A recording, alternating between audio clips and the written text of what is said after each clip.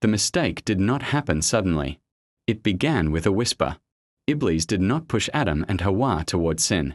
He simply planted doubt. He spoke softly. He promised falsely.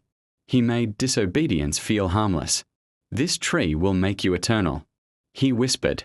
It will raise you in status. Adam and Hawwa had never experienced deception before. They trusted.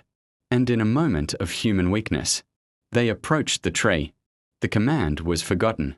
The whisper was believed. And history changed. This was not rebellion. It was not arrogance. It was a mistake.